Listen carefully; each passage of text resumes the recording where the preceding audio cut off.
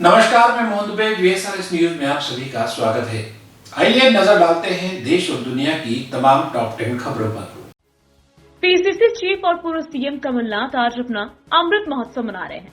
आज भी 75 साल के हो गए। वो सुबह भोपाल में रहे और शाम को दिल्ली में होंगे। ये पहला मौका है जब कमलनाथ ने यहाँ अपना जन्मदिन सेलिब्रेट किया। कमलनाथ के श्यामला हेल्थ स्थित सरकारी निवास पर सुबह से लोगों का तांता लगा रहा। उन्हें शुभकामनाएं देने नेता और आम कार्यकर्ता सब पहुंचे।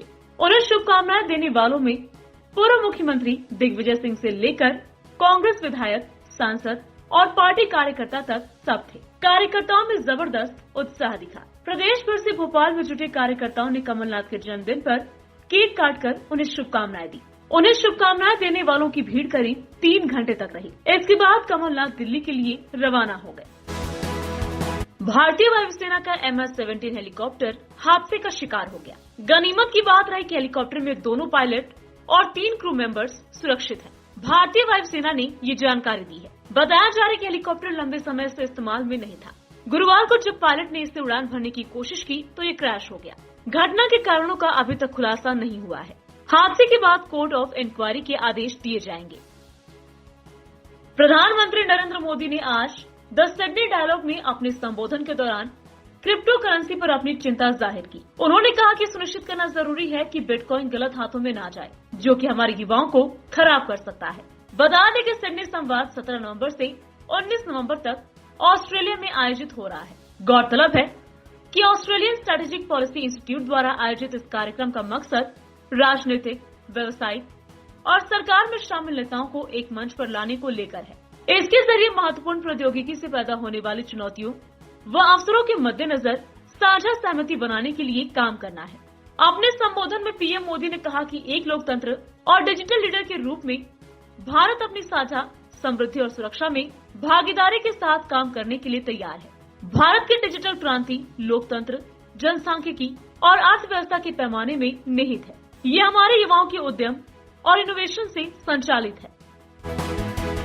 मुख्यमंत्री योगी आदित्यनाथ और उत्तराखंड के मुख्यमंत्री पुष्कर सिंह धामी ने चंद मिनटों में निपटाया 21 वर्षीय पुराना विवाद। लखनऊ में सीएम योगी आदित्यनाथ के साथ भेंट के दौरान उत्तराखंड के सीएम पुष्कर सिंह धामी ने 21 वर्ष से लंबित मामले को उठाया। पुष्कर सिंह धामी ने कहा कि दोनों राज्यों के बीच 21 वर्षों से जो मामले लंबित पड़े थे उन पर अब सहमति बनी है। हमारे सिंचाई विभाग की 5700 हेक्टेयर भूमि पर दोनों राज्यों का संयुक्त रूप से सर्वे होगा। इसमें से जो भी जमीन उत्तर प्रदेश के काम की है वो उत्तर प्रदेश को मिल जाएगी, बाकी की जमीन हम ले लेंगे। अब उत्तर प्रदेश व उत्तराखंड के बीच 21 सालों से चला आ रहा सारा विवाद खत्म हो गया है। उत्तर प्रदेश तथा उत्तराखंड के बीच में अब संपत्ति का बंटवारा होगा। उत्तर प्रदेश सरकार अब भारत नेपाल सीमा पर बनबसा का बैराज का पुनर्निर्माण तथा किच्छा के बैराज का निर्माण भी कराएगी। उत्तर प्रदेश ने वाटर सपोर्ट्स को शुरू करने की अनुमति दे दी है। उत्तर प्रदेश की राज्यपाल आनंदीबेन पटेल, प्रदेश के पूर्व मुख्यमंत्री व बसपा सुप्रीमो मायावती के लखनऊ स्थित आवास पर पहुंची और उनकी मां के निधन पर अपनी संवेदनाएं व्यक्त की। राज्यपाल ने मायावती से उनका स्वास्थ्य एवं कुशल क्षेम जाना। इस दौरान साथ में राज्यसभा सांसद एवं बसपा के राष्ट्रीय महासचिव सतीश चंद्र मिश्र भी उपस्थित रहे। बीते 13 नवम्बर को मायावती की माता रामवती का लगभग 92 वर्ष की आयु में स्वर्गवास हो गया था।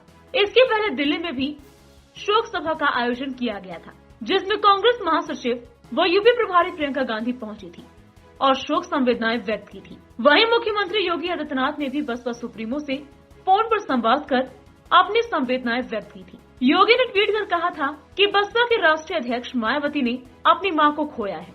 विषाद की इस घड़ी में ईश्वर उन्हें ये दुख सहने की शक्ति प्रदान करे। मायावती की मां रामवती का हृदय गति रुकने से निधन हो गया था।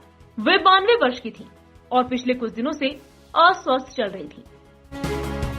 चीन के खतरे को सामने देखते हुए केंद्र सरकार ने जल और थल सेना के साथ ही वायुसेना को भी मजबूत करना शुरू कर दिया है। इसी कड़ी के तहत दुनिया का सबसे हल्का स्वदेशी अटैक हेलीकॉप्टर वायुसेना के हवाले किया जा रहा है। इसे हिंदुस्तान एरोनॉटिक्स लिमिटेड ने बनाया है। प्रधानमंत्री नरेंद्र मोदी उत्तर प्रदेश के झांसी में 19 नवंबर को इसे वायुसेना को सौंपेंगे। इसके अलावा सेना को ड्रोन और एडवांस इलेक्ट्रॉनिक वॉरफेयर सूट भी दिए जाएंगे। देश भर में स्वतंत्रता दिवस के 75 साल पूरे होने पर आजादी का अमृत महोत्सव पर्व मनाया जा रहा है। ये कार्यक्रम भी इसके अंतर्गत ही किया जा रहा है। प्रधानमंत्री नरेंद्र मोदी ने आज creating synergies for seamless credit flow and economic growth पर कॉन्फ्रेंस को संबोधित किया। पीएम मोदी ने इस दौरान कहा कि सरकार ने पिछले 6 से 7 सालों में जो सुधार किए हैं, बैंकिंग सेक्टर का हर तरह से सपोर्ट किया। उस वजह से आज देश का बैंकिंग सेक्टर बहुत ही मजबूत स्थिति में है। उन्होंने कहा कि आप ये भी महसूस करते हैं कि बैंकों की वित्तीय हालत अब काफी सुधरी हुई स्थिति में है। पीएम मोदी ने कहा कि 2014 के पहले की जितनी भी परेशानियां थी, चुनौतियां थी, उन्होंने एक एक करके उनके समाधान के रास्ते तलाशे हैं। उन्होंने एनपीएस की मुश्किलों को एड्रेस किया, बैंकों को रिकैपिटलाइज किया, उनकी ताकत को बढ़ाया। प्रधानमंत्री ने आगे कहा कि वे आईबीसी जैसे सुधारकों को लेकर आए, बहुत से कानूनों में सुधार, डेट रिकवरी ट्रिब्यूनल को सशक्त किया। उन्होंने कहा कि कोरोना काल में देश में एक dedicated stressed asset management vertical का गठन भी किया गया।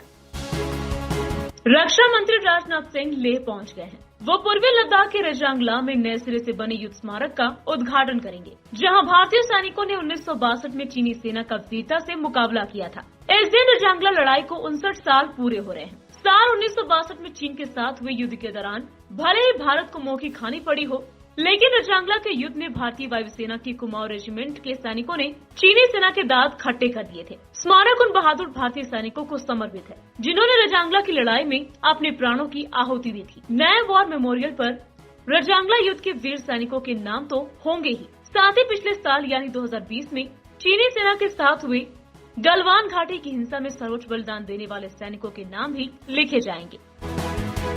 पीएम नरेंद्र मोदी ने वीडियो कॉन्फ्रेंसिंग के माध्यम से फार्मास्यूटिकल्स क्षेत्र के पहले ग्लोबल इनोवेशन समिट में भारतीय स्वास्थ्य सेवा क्षेत्र की खासियतों का बखान किया। उन्होंने कहा कि भारतीय स्वास्थ्य सेवा क्षेत्र द्वारा अर्जित वैश्विक विश्वास के चलते ही भारत को विश्व की फार्मेसी कहा जाता है। प्रधानमंत्री नरेंद्र मोदी ने कहा कि सस्ती कीमतों पर उच्च गुणवत्ता और मात्रा के संयोजन ने दुनिया भर में भारतीय फार्मा क्षेत्र में अत्यधिक रुचि पैदा की है। 2014 के बाद से भारतीय स्वास्थ्य सेवा क्षेत्र में 12 बिलियन अमेरिकी डॉलर से अधिक एफडीआई हुआ है।